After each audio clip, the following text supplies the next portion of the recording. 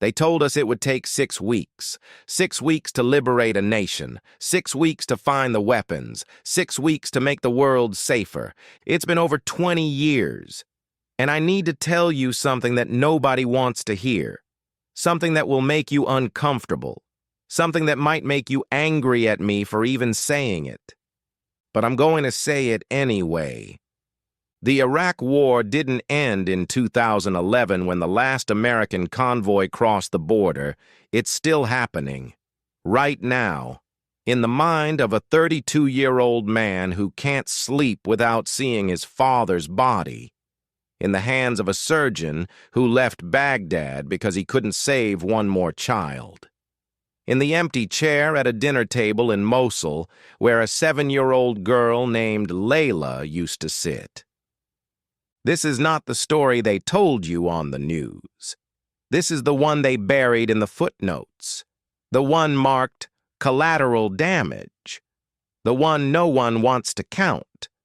For the next 15 minutes, I need you to forget everything you think you know about the Iraq War. Forget the politics. Forget who was right or wrong. I'm going to tell you about the price tag that never appeared on any balance sheet. The civilian's price. And I'm warning you now, once you hear this, you can't unhear it. March 20th, 2003. The war began. But here's what they don't tell you. Wars don't just begin. They unravel.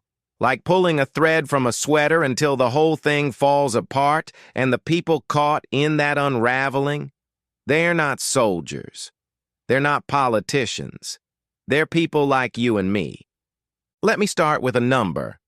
Just one. Between 2003 and 2011, conservative estimates say 110,000 Iraqi civilians died because of this war. The Lancet Medical Journal? They said it might be 650,000. Some studies push past 1 million. But here's the thing that haunts me. We don't actually know. We'll never know. In the chaos, in the collapse, in the absolute destruction of a country's infrastructure, people died, and no one was there to count them. Entire families vanished in airstrikes. Bodies were buried in the night by neighbors who were too terrified to report them. They became statistics without names, numbers without faces. And somewhere along the way, we all agreed that was acceptable. I read an interview once. A mother named Amal. She said something that I can't get out of my head. She said, "My daughter Layla was 7 years old. She was playing in our courtyard when the bomb hit our street. They told me it was collateral damage. As if a 7-year-old girl could be collateral. As if her life was happening in the margins of something more important." Amal asked them, "Does that word mean my daughter didn't matter? Does it mean sorry?" No one answered her.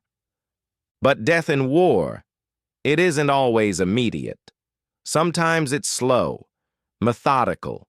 It's built into the destruction of everything that keeps people alive.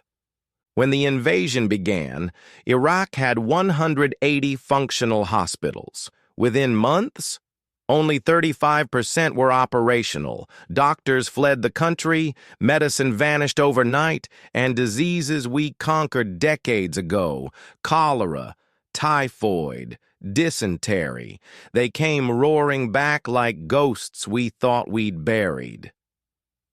There was this surgeon, Dr. Hassan, trained in London, came back to help his people. He said something in an interview that it breaks me every time I think about it. He said, "I watched children die from infections we could treat with $5 of antibiotics. $5. But we had nothing. I held dying children in my arms, and I could do nothing." Water treatment facilities were bombed. Sewage mixed with drinking water.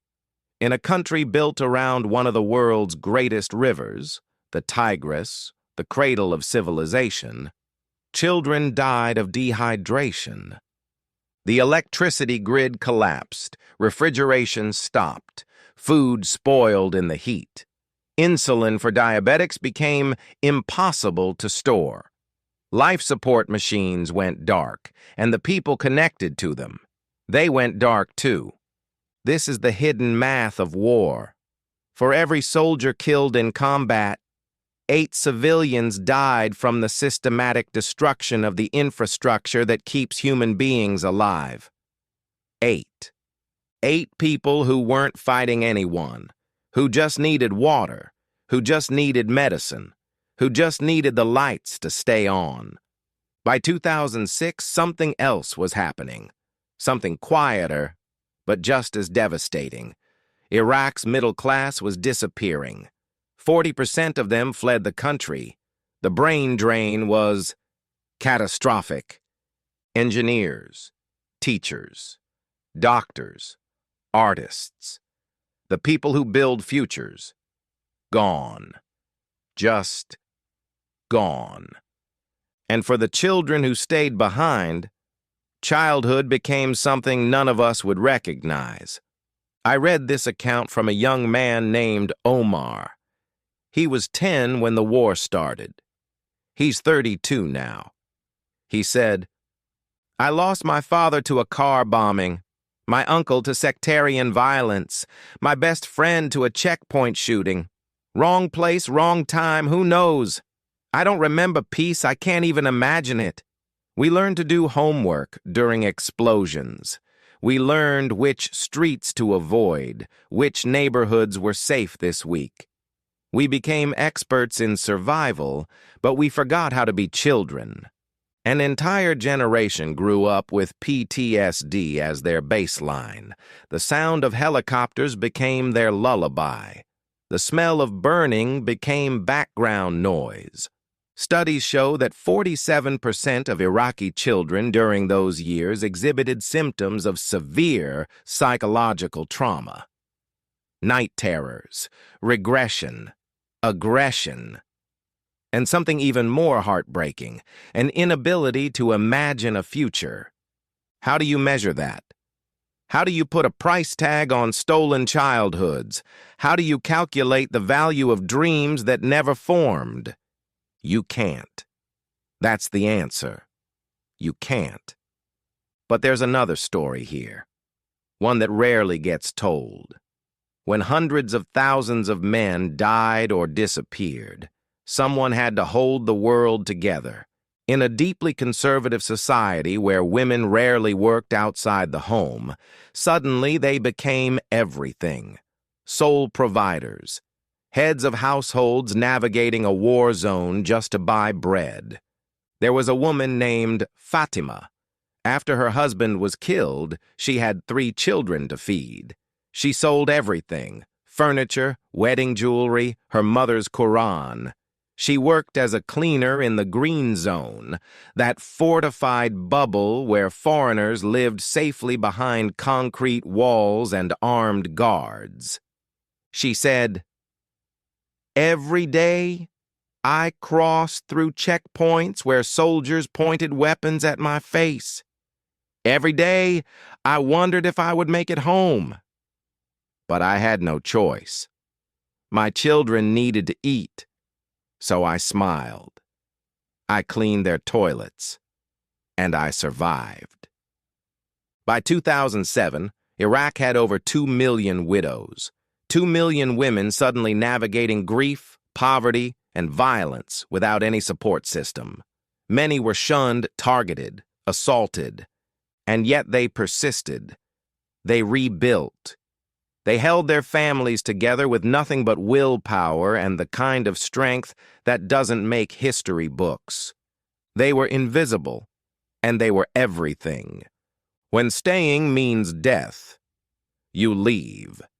Even if you love your home more than anything. Even if every cell in your body is screaming at you to stay. By 2007, Iraq had the world's fastest-growing refugee crisis. 5 million people displaced. 2 million fled to Syria, Jordan, Lebanon. 3 million became refugees in their own country, moving from city to city, Never safe, never settled. There was a professor, Rashid. He taught literature at Baghdad University, Hemingway, Shakespeare. He had a library of 3,000 books. When the militias came, when his colleague was shot in his driveway, he left everything.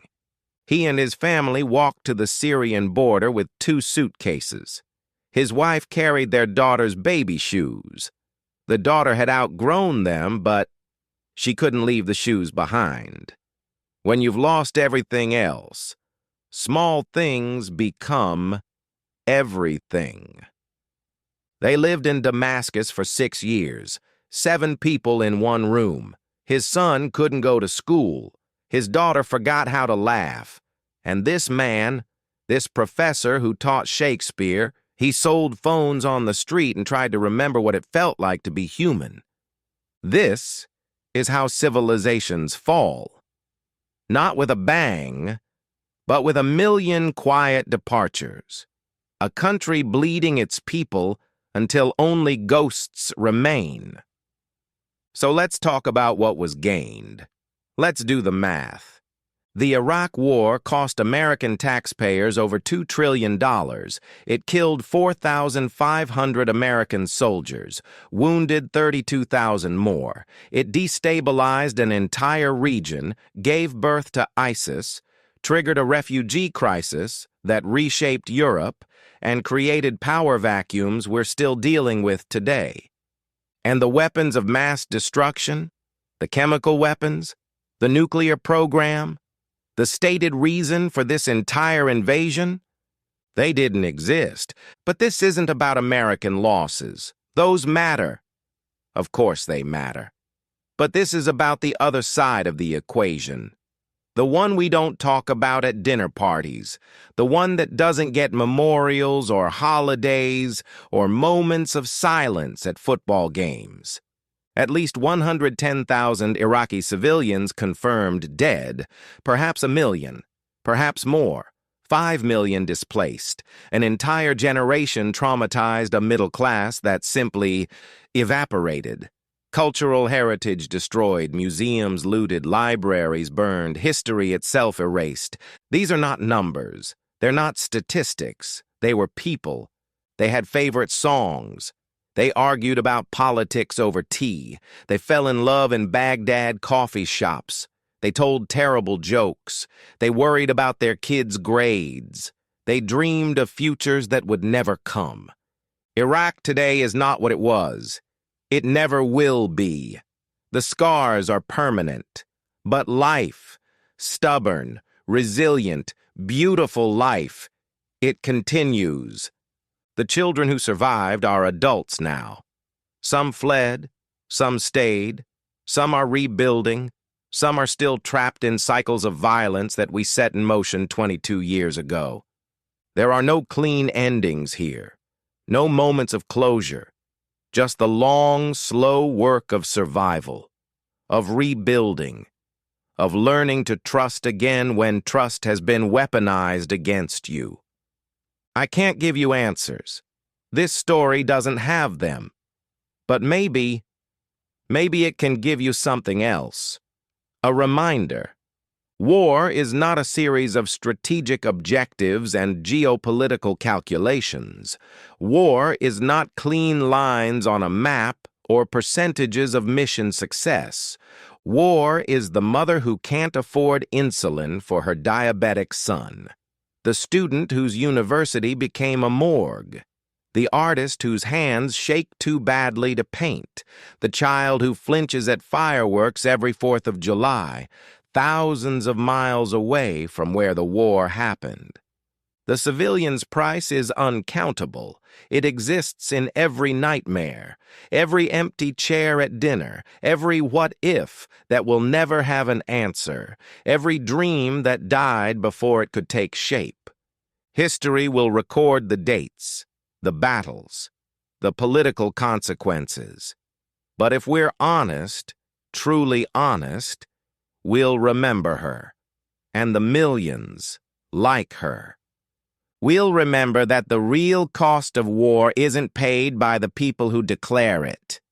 It's paid by the people who survive it, in memory of all Iraqi civilians who lost their lives, their homes, their futures, and their peace. May we learn. May we remember. May we never forget the true price of war.